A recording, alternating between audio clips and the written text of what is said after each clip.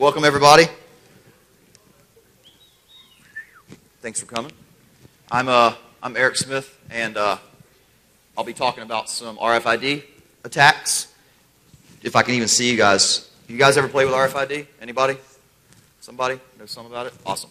All right, so the talk kind of goes through a series of kind of refresher what's been going, and specific to what we're talking about here is RFID as it relates to access control for buildings.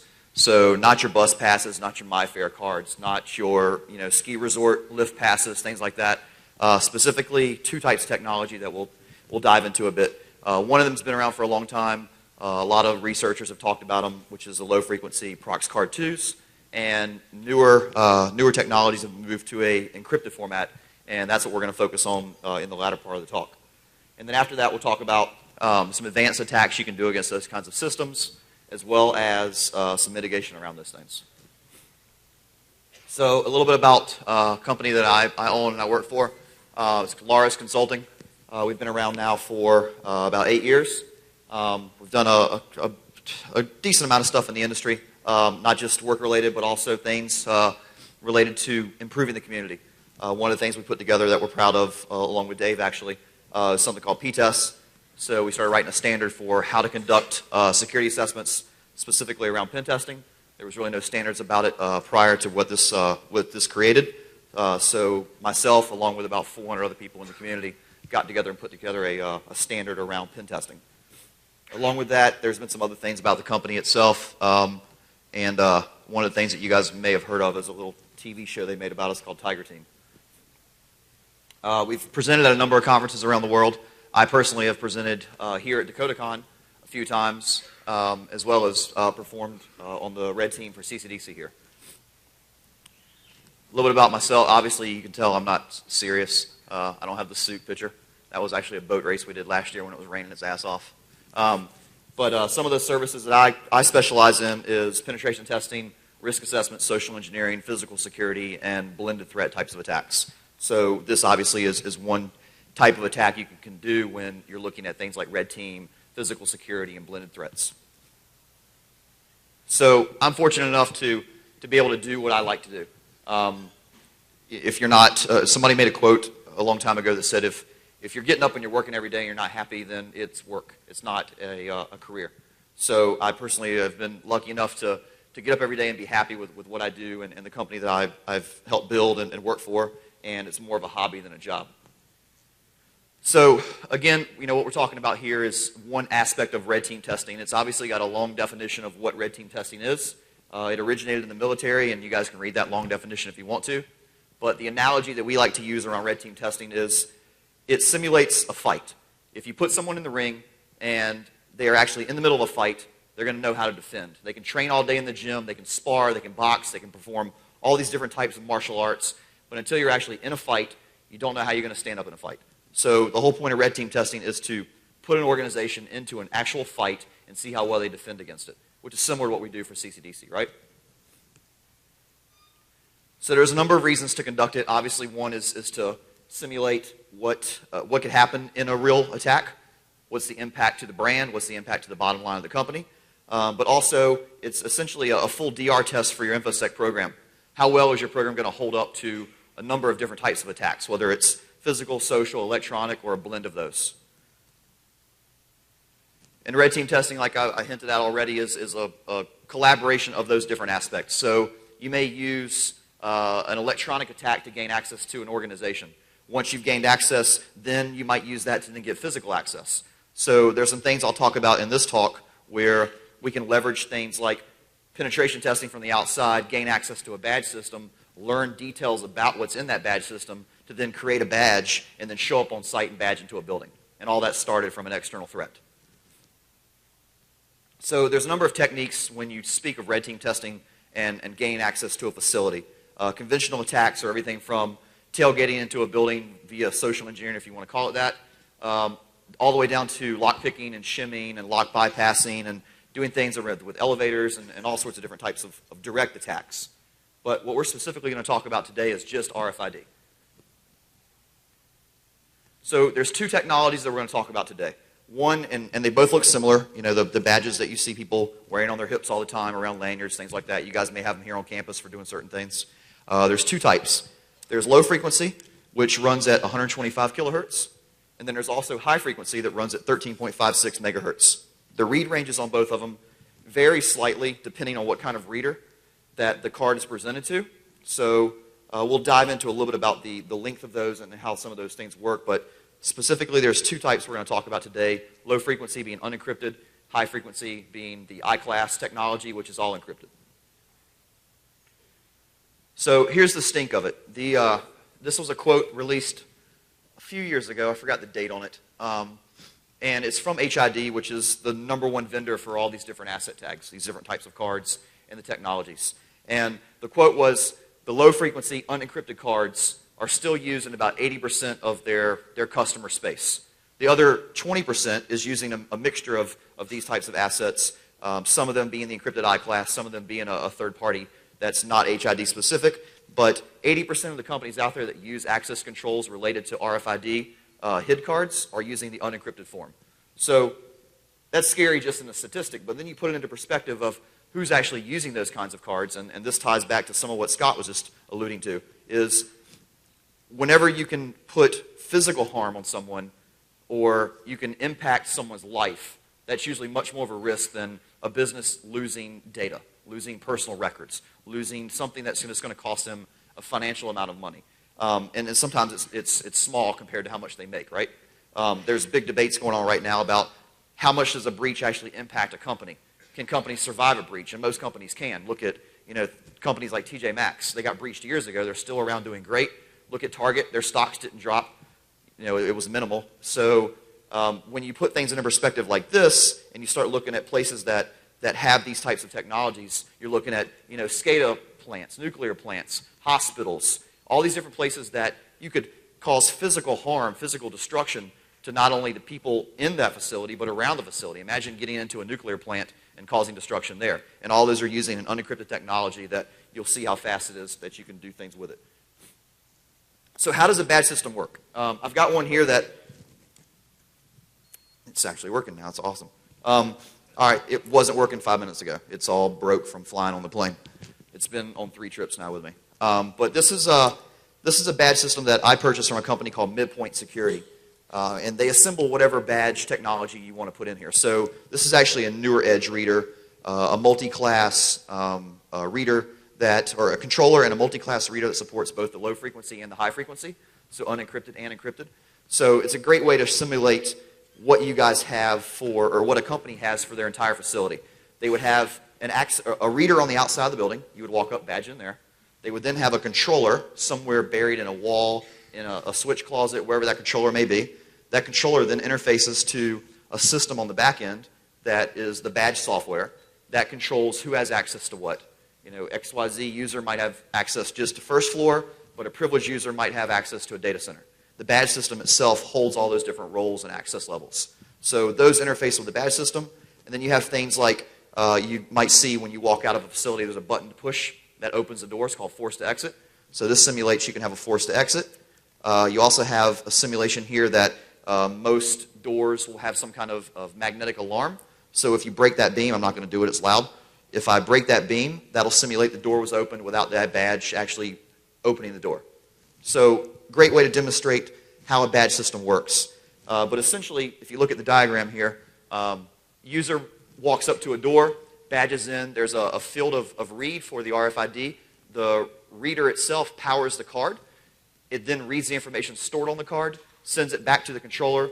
Controller then converts that to what's called Wiegand. And on that side of the reader, everything's unencrypted. And then from there to the badge system, it determines if you have access to that particular reader that you're authenticating to. Make sense so far? So HID is, again, HID, in my opinion, the way I like to put it is they're a Microsoft without Apple. They own the market. There's no other company out there that even competes with what they do. There's small, little spin-ups that have occurred over the years. They have a small part of the market, but it's a fraction compared to what HID has. For years, they've been putting out more and more technologies, but predominantly the design of them, if you open up a card, is there's an RFID chip inside of it, and there's an antenna that usually goes around the perimeter of the card. So if you were to open up one of these cards, you'd see one of these types of formats. They all kind of follow the same process. The read ranges are typically about the same. They're anywhere from 1 to 2 inches for these kinds of cards, or for these kinds of readers, and then you can get into what we'll look at here in a few, which are the big garage-style readers. So in the parking garages, airports, things like that, you'll see a reader that's usually 2 feet, 3 feet, something like that, big square. Those have a much wider read range, so you don't have to get out of your car and present the card directly up to the reader. You can be a foot or 2 away from it. So we'll talk about how you can leverage some of those things as well. So on the back end, I referenced something called Wiegand protocol. The Wiegand protocol is how the reader communicates to the access controller. There's essentially 2 wires. There's data 0 and data 1. And they send the Wiegand protocol back to the controller. And unencrypted, and you can decode those if you do certain types of attacks on the controller. And we'll talk about some of those later in the talk. So everything from the reader to the controller is an unencrypted protocol called Wiegand. So when you're thinking about what is required for you to authenticate and gain access to a particular door or an entry system, there's 3 things that gets looked at when you present your card, or your tag is what they call them, to a reader. They look at what's called a card type, 26-bit, 35-bit, 37-bit, whatever it might be.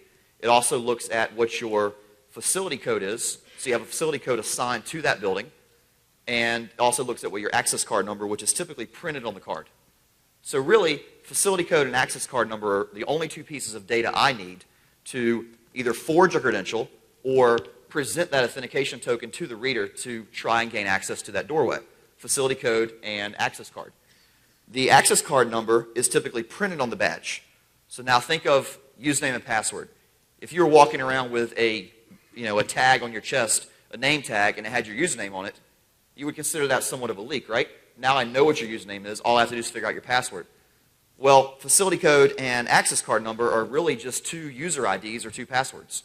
So if I can learn one off of walking up to someone and looking at their badge, someone posts pictures of them all the time online. If I'm in the badge system and I can pull some of that data out, now I have at least one of the 2 pieces required to authenticate. There's multi-factor that we can talk about later that enforces biometrics and PIN and things like that, and there's flaws in those too.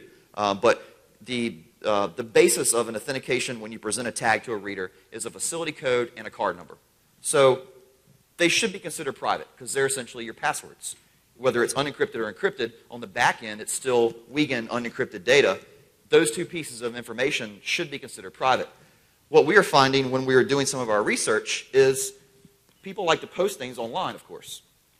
People also like to buy extra cards from eBay when they run out of cards because they've hired more employees, they've lost cards, whatever. If you look here, and so when HID sells you extra cards, they sell them in a series. You'll buy a range of cards, and it might be 6,000 to 6,500. You might buy 500 cards.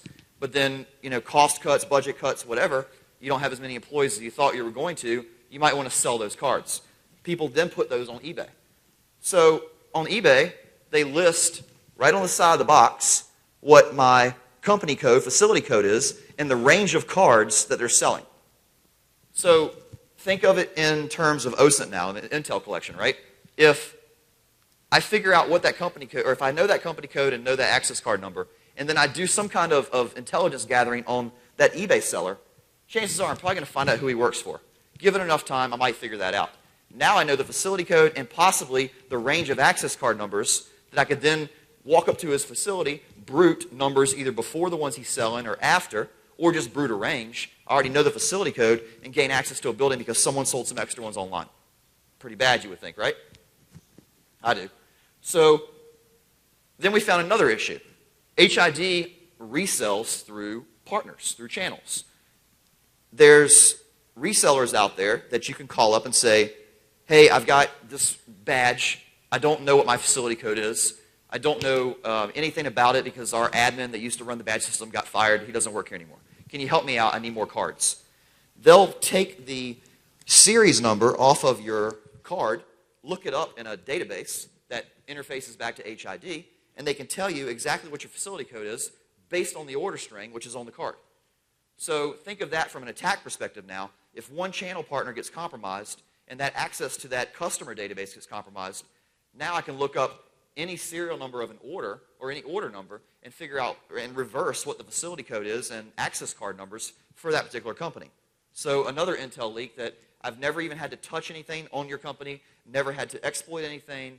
I've done all this through Intel gathering online to find out information about how to get into your facility before I even show up and touch one of your systems. Horrible, right? So that's just a little curveball to throw in there of how the card numbers and access card numbers and facility codes all work together to authenticate, but how easy it is to gain that information without even compromising anything. So let's dig into how you can attack RFID systems and asset tags. I want to start out with the low frequency first because it's been a horse that's been beat for years. Everyone's talked about it. There's been new technology, new hardware that's come out, but it's still 70, 80%. Still unencrypted, horrible, can be cloned, can be modified. So a piece of hardware came out a few years ago. It's been a number of years now. And it's kind of the Swiss Army knife of RFID. So if you want to dive into RFID, this piece of hardware is called a Proxmark 3. So you can buy them legitimate from the vendor that makes them, or you can buy them from China for $100, $200 less. I think they list for $400, and China's got them for like $250 or $300. And then you buy the antennas for $40, $50. So for less than $400 or $500, you've got what you need to go break into 80% of the buildings out there. That's pretty bad.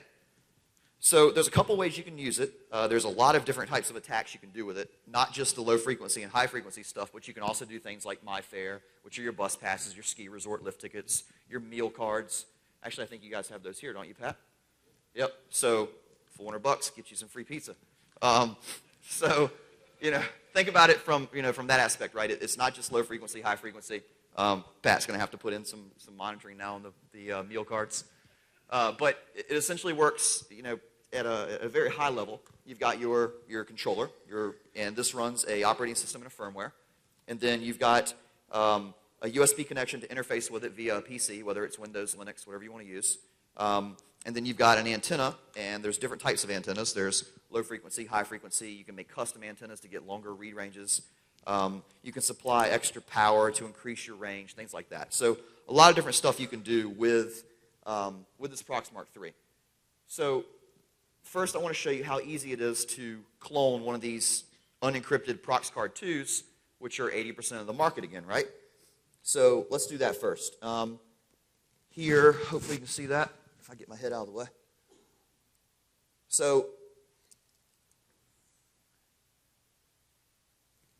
there's a couple ways you can use the Proxmark 3. Cool, it's working.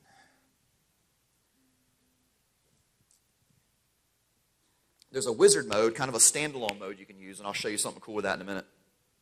And then there's also the ability to watch the output, which is what I want to do here so you guys can see what we're doing. And to interface with it, low frequency, HID, demodulation, and I'll take a card. And so there's a couple methods out there to acquire badge information from someone.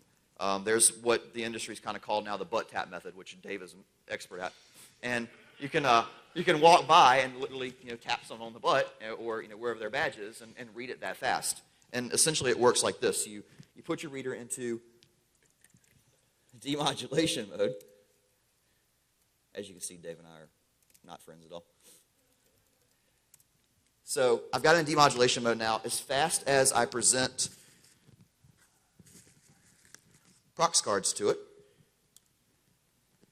it'll lie and not do anything.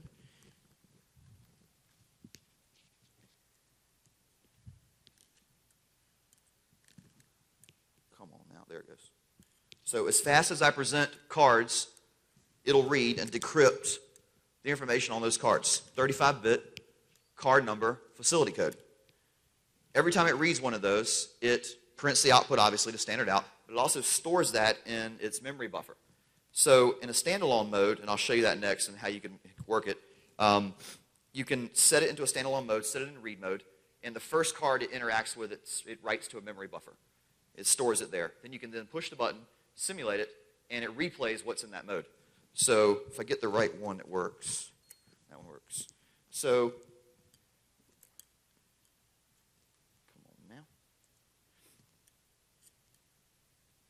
Antenna wire's jacked up.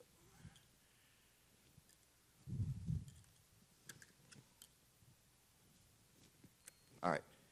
So 44352 facility code 44 authenticates to this building. So now we do what's called simulation. And instead of doing demodulation, we do sim, and we just paste the tag information. And now it's simulating that tag. And lying to me again. Come on, man. So I gave this talk at DEF CON, and I threw the Proxmark and 2 laptops because I had 5 demos. Looks like I'm about to throw something again. Come on, man. What the fuck? Demos. There it goes. So, that easy.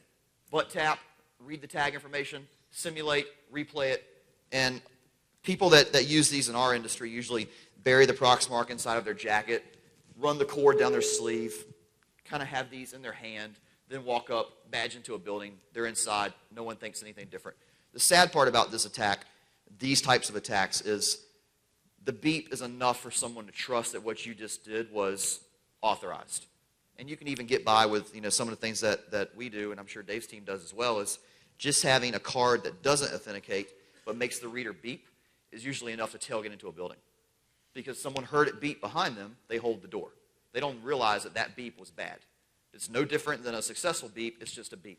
The reader may display a red or a green if that's turned on, but that's enough for someone to not check the guy behind them, and usually they hold the door for you and let you in. So we always have a couple cards in our pockets to just try and authenticate to tailgate into a building. But essentially that's how that attack works. You're within range of someone, you read their tag information, you then simulate it, or I can go one step further and write that information by doing a clone command, write that to a card, and now I have a physical card. And if that company is, enhanced and they put actual pictures on the badges, you can get printable badges. You can put a fake picture on that badge so it looks like you're an employee with someone else's copied information. And now you can walk up, badge in with a legitimate looking badge, and no one says anything. So pretty bad, right? How easy that is? Anyone can do it. Push a button, whatever. So the Proxmark becomes even more sexy when you can seal it because you can power it with just regular, power bank, USB, battery. Bury all this inside of just a regular plastic keyboard that transmits RFID, and now I'm walking around on campus with a keyboard, or a clipboard, and that transmits the RFID from the antenna inside of it, and I can walk up and tap the clipboard against the reader, and that transmits and lets me into the building as well. So now I've concealed that. It doesn't look obvious. I don't look like Joe Hacker walking around with, crazy-looking electronics hanging out of my, tactical jacket with 40 pockets on it. I'm walking up with a clipboard, and chances are if you got a clipboard, you mean business. No one's going to ask you questions because you look busy, right? So clipboards are one of the best tools a hacker uses when he's trying to get into a facility. Is usually you walk around with a clipboard and a pen, and you've got a collar shirt on. You're involved with something. No one's going to question you. You look like you're busy. So that's kind of just a quick little demo of how easy it is to, again, break into 80% of the buildings out there that use low frequency. So it kind of puts into perspective of where RFID has come from when it relates to the low frequency Prox Card 2s. So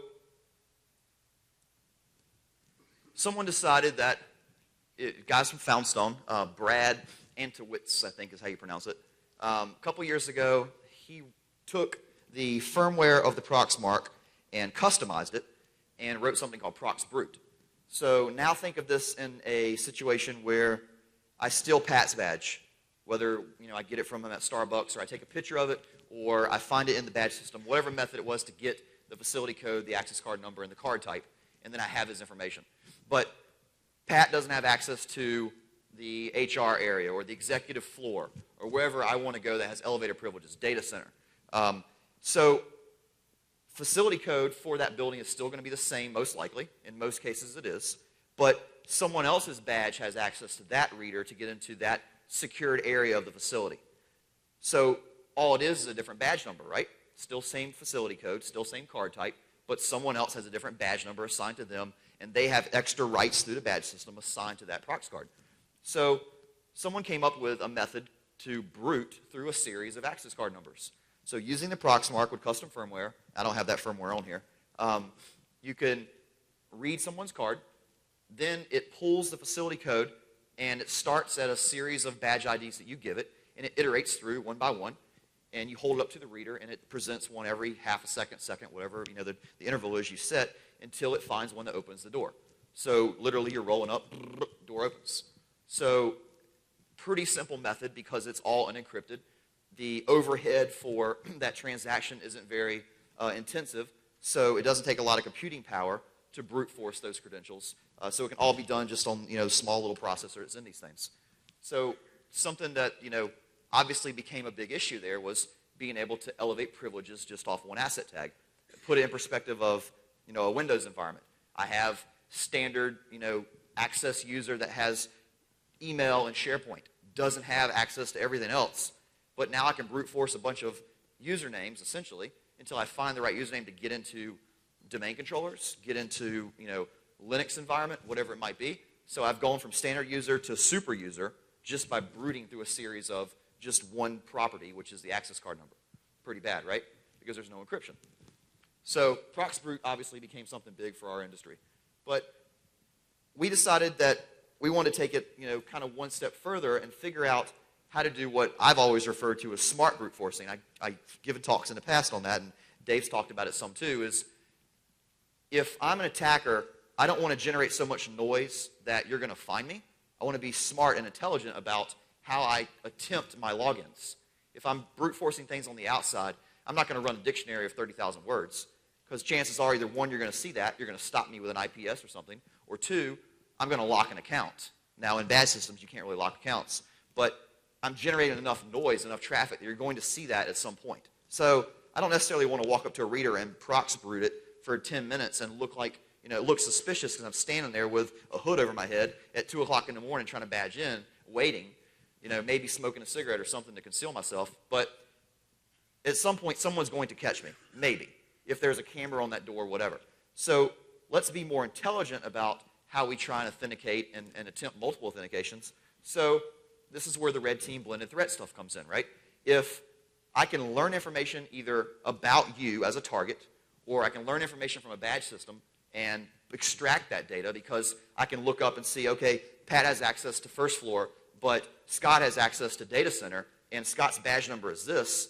Now let's take the information I know from Dave, or Pat, or whoever my example was just now, and then shove that data in that I need that associates that card number, make my asset tag in electronic format, then simulate that. Now I've done one attempt, but I've used the information I've learned from OSINT, from attack on badge system, from whatever, or I just stole somebody's badge, and then I simulate that. So what I'm showing here is kind of how the binary stream appears, and then convert that to hexadecimal format, which is essentially what that tag ID is. So what I showed you before was we did a demodulation.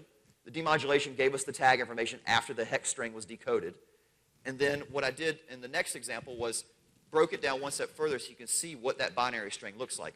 So for this 35-bit card format, there's always parity on both sides of the string. There's always a preamble. But then based on what kind of card format it is, it's always going to follow the same format for that string. So if I know where my start and stop is for my facility code, as well as my access card number, which is what I'm showing in green and purple, then I just modify my access card number to match the target that I want to elevate privileges to now. I generate that through anything online, or you can write a script for it. We wrote a script for it. But this an example up here is I'm going from hex to decimal to binary. It takes half a second, right? Something's going to do it for you, a script, whatever you want to do. So I generate my string for my badge number that I want to become. I then shove that back into my stream. I then convert it back the other way to hexadecimal and then simulate that tag ID. All unencrypted again. I've taken a portion of a credential set, modified it, created the stream back that I need for the hex tag, presented that back to the reader. All again unencrypted, very easy to do. Make sense? So, okay, pretty good on time. Essentially, the demo that I wanted to show there was what I just did, which we would just generate that with a script, whatever, paste that back into the simulation command. Same thing we did before. That would then badge in by changing badge number. Same thing I showed before, so in sake of time, I'll get on to the next stuff. So we've gone from butt tap method to clone and simulate and replay, and then also read or learn information from badge system, modify, and elevate privileges. So 2 solid attacks with prox cards that are 80% of the market again.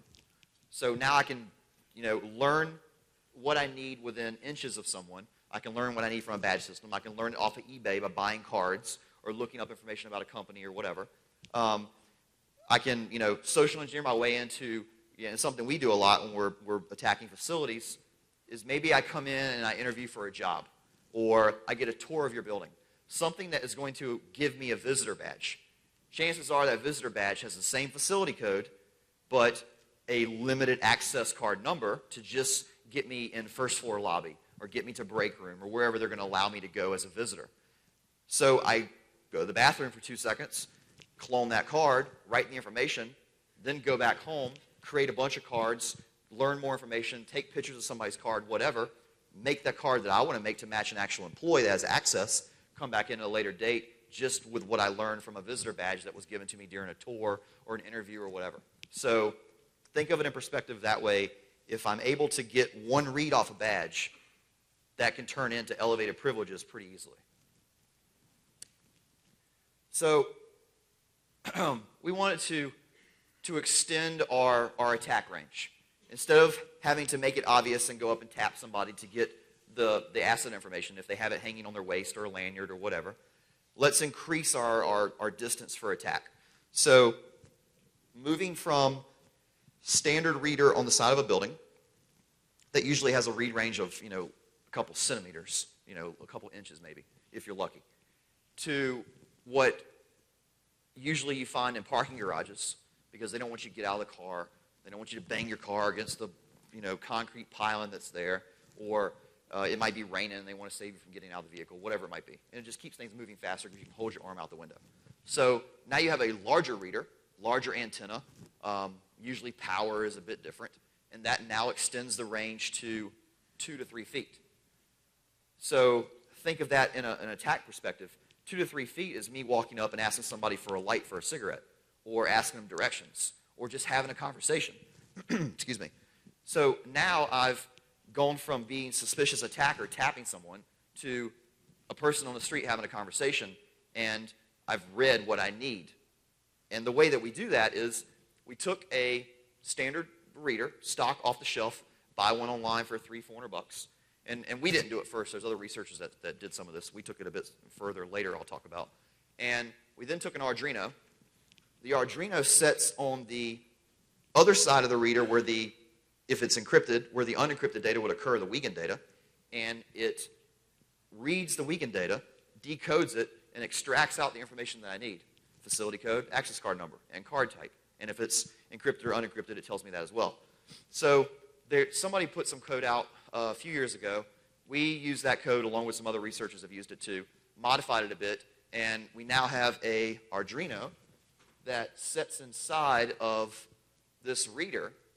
And what's cool about this reader is it can be deployed a number of ways. You can put it in your briefcase and walk around, and if you're European, your satchel, your man purse, whatever you want to call it, and you walk around with your MERS and walk through a crowd of people. And as I'm walking through a crowd of people, anyone that has an exposed RFID tag, I'm reading if I'm within that range. And it's writing it to an SD card. I then go back to my scary van in the parking lot. I look at all my information. I pull out which ones I want. I write my cards. I walk back into the building. And I've done all that just by walking through a crowd of people. And within 2 to 3 feet, provided I have enough power for that reader, I'm now siphoning data off of exposed RFID tags. So now, couple that with what we've just talked about with what I can do with a prox card, and I've gone from walking through a crowd of people to creating asset credentials that I need or I want to create, and then get access to the building, right? So that was all unencrypted, and the reason that it's so simple is because it's unencrypted. So here's where it gets fun. HID decided, all right, let's solve this unencrypted problem and create an encrypted asset tag. So everything from card, which looks like the same card unless you get up close on it and you look at the details, everything from card to reader is encrypted. So if someone's snooping that connection, it's encrypted. I can't just decode it like I did walking up, tapping a card. It's encrypted. From reader to controller is still unencrypted, still Wiegand. So we'll talk about attacks on that side of the fence later. But everything from asset tag to reader, encrypted. So encrypted means awesome, right? So we decided, let's take the same attack and let's modify the code a bit more. And now let's be able to do the same thing and get the information I need off these encrypted cards. Because what we'll talk about in a minute is we can also do some of these same attacks with the encrypted format. But now you're talking 10% of the market, whatever that statistic is, not the 70 to 80 that has the prox card 2s. So this is more of a specialized, focused attack on someone that has a higher level of security. Problem with that is the cost to replace all of your unencrypted readers and then provision new cards for all your employees and deal with that transition phase as you're rolling out those new cards is pretty impactful to a company for them to go in and just replace it all. So chances are usually those companies only do things like this when they move into a new building or they're building a facility or they move in somewhere that already has it. They don't go usually retrofit, new technology sometimes for these things because you're talking about pulling drywall, pulling cables. It's not as easy as just replacing the reader sometimes, replacing the controllers, and then giving everyone a new card. So the architectural changes and the cost obviously is more of an impact sometimes. So this is obviously a smaller market, but higher level security facilities are probably going to have these. So we did the same thing, same concept. Use a large reader. This time it's a different model. It's a R90 instead of a Maxi Prox. And we took the R90, connected an Arduino to it, 2 wires, data 0, data 1 to read the Wiegand data, and then write it to an SD card again. Same thing, 2 to 3 feet. The read range is a little different on the iCLASS. It's about 2 feet.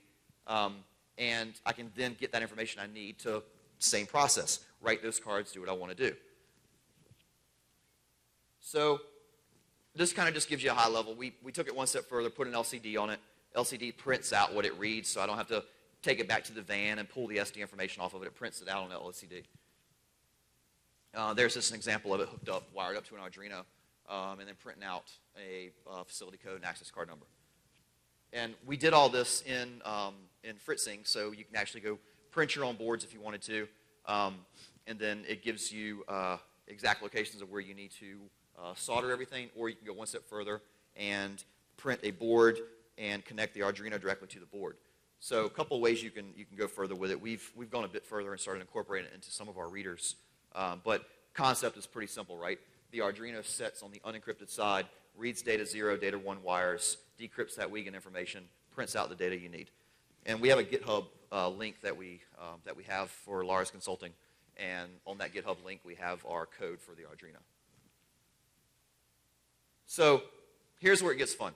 In 2010, a couple of researchers, Miloš did if that's how you pronounce his name, I probably tore it up there. He did a paper that's become kind of the Bible of RFID iCLASS hacking, is what's called the Heart of Darkness. The Heart of Darkness breaks down everything from start to finish on how the encrypted iCLASS cards work, from the crypto routines to the ciphers to the algorithms. Everything is in this paper. And what they discovered when they were doing their research is not this reader, but another reader called an RW300. The revision A readers that came out had the serial interface still enabled. They didn't disable the interface. Given enough research, someone finally figured out how to wire up and connect to the serial interface and dump the firmware. Inside the firmware were the encryption keys for iCLASS. So now you could go buy a revision A reader, pull the firmware, pull the encryption keys, and essentially become HID and do whatever I want to do with an iCLASS card because I can write iCLASS just like HID could. So use the data, write the card, same attacks we did with the prox card 2.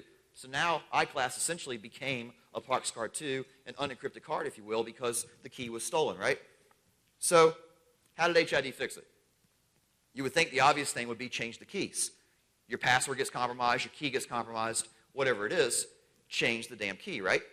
No. Their fix was put out new readers and disable the serial interface so it can't happen again. Worst mitigation ever. Today, they still use the same encryption key. So 5 years later, same key. So that key obviously isn't on pastebin, but you go out and you get a reader off of eBay for $300, follow the process that's outlined online, you too can dump the firmware and get the key. So that obviously did, a tidal wave of things. Cloning became possible, which is essentially what we did with the Proxcard 2. The Proxmark, as of last week, just had some functionality added to the firmware where I can do the same things with iCLASS. I can clone, I can simulate, I can replay, I can make my own, information, generate my own tags, all those types of things, all because I have that. Theoretically, if I had it, have the master key to do those things. But if you don't want to go that route, you can always just call up your friends in China, and you can buy a stock OmniKey reader. A 5321 is the model, and you call China, this XFPGA site, which has been around for a long time. They're the ones that also sell the knockoffs Proxmar 3, so $100 less you can buy from there. And you buy their iCLASS cloner. What their iCLASS cloner really is a key, the authentication key, the master key, the decryption key, on a USB drive and a custom driver. And I don't like the custom driver from China thing, so that's why I have another laptop here that's got XP on it that never gets connected to a network. So hence the extra laptop. But essentially, they've written a custom driver to interface with this and act as HID and give you the ability to do the same thing we did with the Prox 2, take an iCLASS card if I can get my hands on one, and binary dump the information stored in the memory blocks. And I'll do a quick demo on that so you guys can see how that works. So how easy is it to clone encrypted iCLASS cards? How easy is it?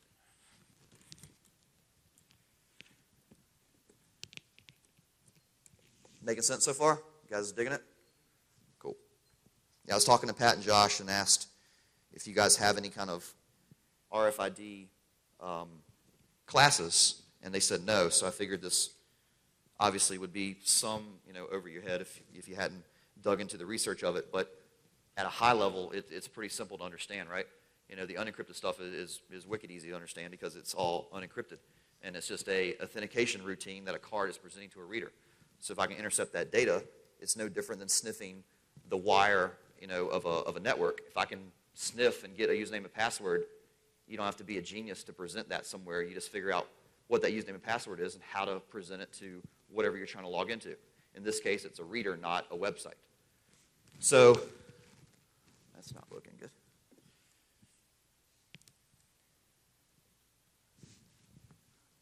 Come on now.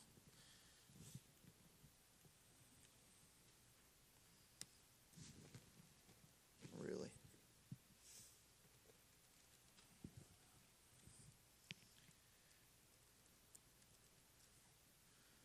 Maybe I won't be showing this.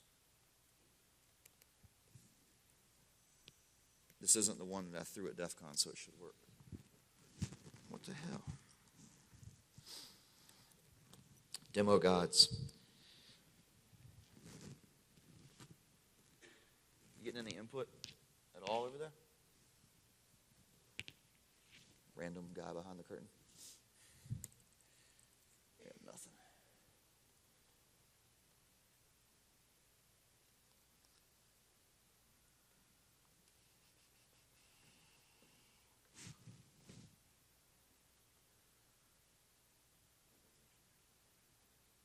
Usually it'll rescale it now. For some reason my hotkeys not popping up. I was trying to force it. I don't care.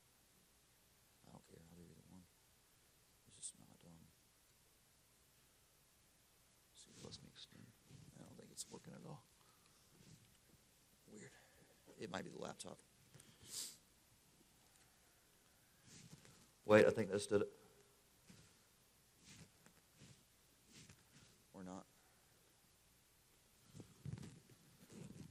All right, I may not show this if it's not going to get there.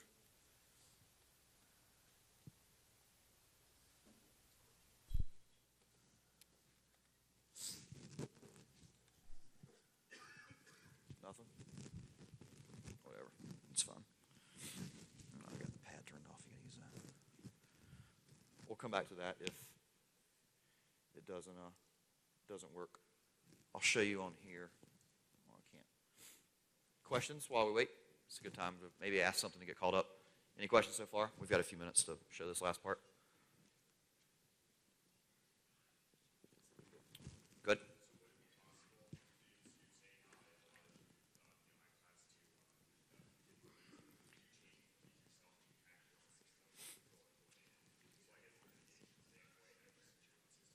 Yeah, so there's a couple ways that it's actually a good time to kind of go there and then come back to this to show it.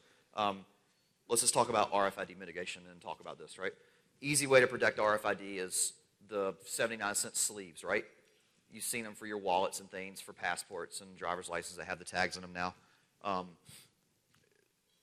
lot of ways to, from a cheap perspective, don't worry about it, it's fine. From a cheap perspective, you can protect the data that's leaking off the card, if you will. But really, the right way to protect these types of attacks is protect the badge system itself more than anything, right? If I learn your password, I shouldn't be able to compromise your entire organization. And that's essentially what's happening here. If I learn one piece of data off these badges, chances are I can elevate privileges to super user and then get to where I need to go, right?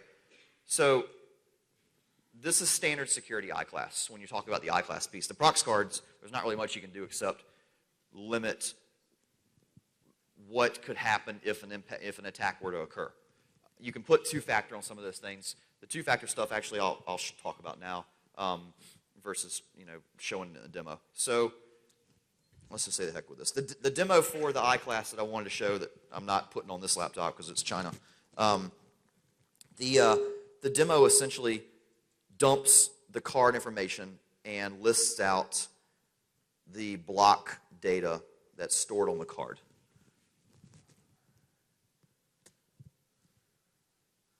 I think I broke the projector. Now this one ain't working. Did I break it? No more talks today. Conference is over.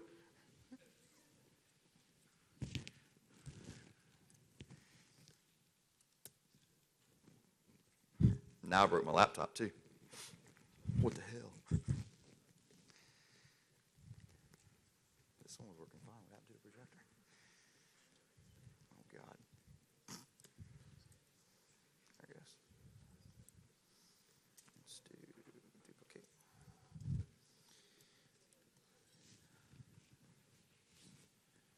That should be getting the signal.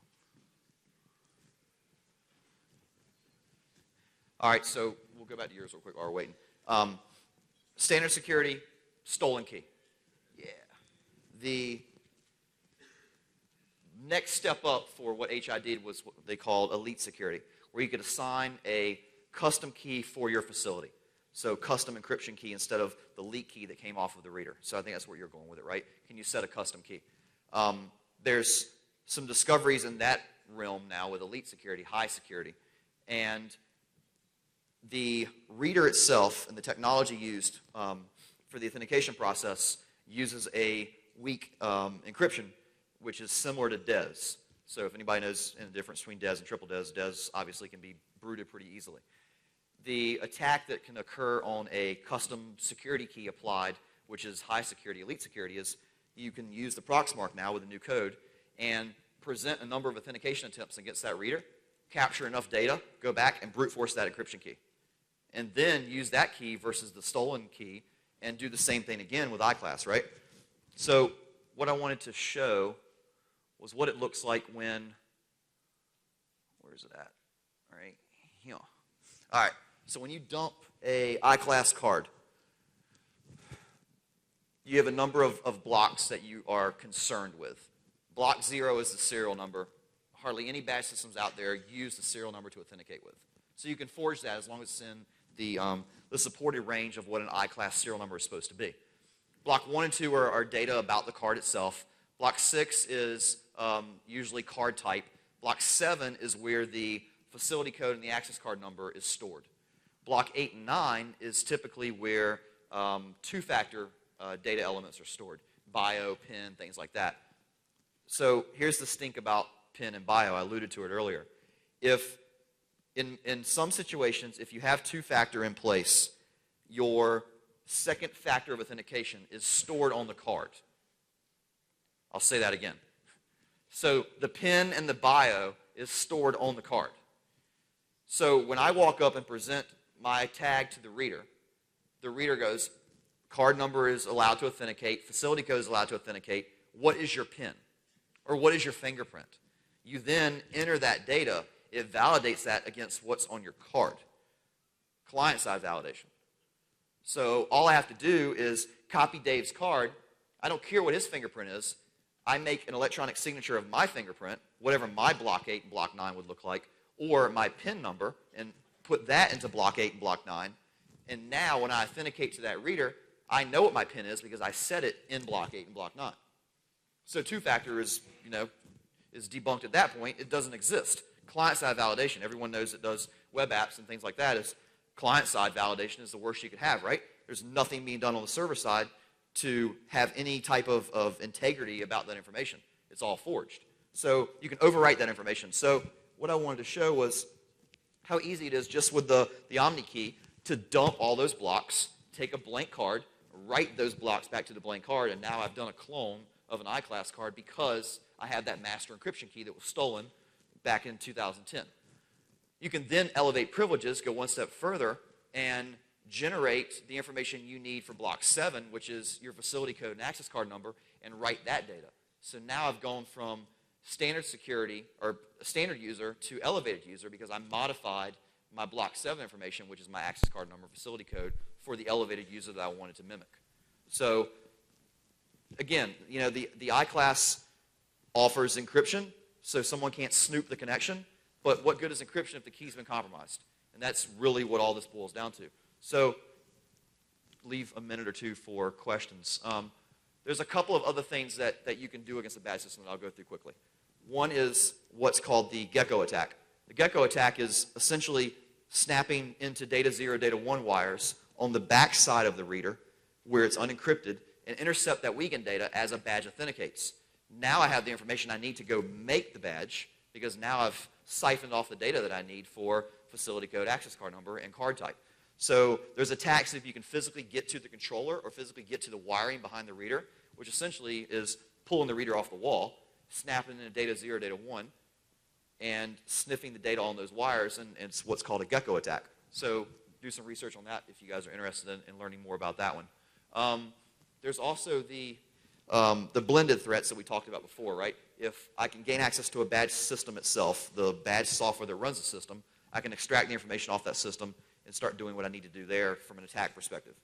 The mitigation piece really is the last part I want to talk about. We're doing some other stuff too that I could talk about after we're done. We're kind of running out of time. But there's some stuff that we're starting to build now that will basically simulate kind of a mesh network of all the red team members. So maybe I have someone in the parking lot that's running the equipment and doing the card builds and taking the data that someone's feeding them out from an operational person in the field and using a mesh network to feed all that data back and forth. Whether it's a microcontroller that's buried in a micro PC with a Zigbee connection or a 3G or 4G connection, someone's out in the field siphoning cards, getting the data they need, pumping it back to the guy in the van. The guy in the van's making cards. The guy in the van's simulating tags, generating those things, sending it back to the reader in the field. The reader in the field is then walking up and badging in. So creating a collaboration of team members to expedite access into a building, essentially. Instead of one person taking the chance of getting burned, put 3 or 4 people on it. Each person has a different role within that attack and feed all that data back centrally to a place that we need. Also being able to backdoor a reader itself. So what if I could backdoor a reader, and this has been done already, what if I could backdoor a reader and every time someone authenticates, I log that data to something. I come back later, 24 hours later, I take it out of the reader, go back home, and now I've got the data I need. So instead of taking the chances of, am I going to get a good read if I walk through a crowd of people, just get the read off the badge when it badges into the reader. Backdoor it, siphon the data to an SD card or however I want to store it, or exfiltrate it over 3G or Zigbee or maybe the wireless that's on that campus. And now I've gained the information I need just by backdooring a reader. Mitigation, there's really not a lot to go back to your mitigation question again, right? There's really not a lot you can do to protect the tag other than the cheap RFID sleeves. They do work. They're decent. Some have been, proven to not work as well. But really what you want to do is implement a system that has the right two-factor technology, not something that's written to the card. There are systems out there that do server-side validation. Air-gap the badge system. I shouldn't be able to compromise your Active Directory environment and then RDP to your badge system. Happens a lot. We see it a lot. Some companies now are getting smart and they're air-gapping that just like they would their RSA server, their secure ID server or something. Air-gap that thing off the network so that I can't pivot from compromising a user workstation to getting domain admin to getting badge system.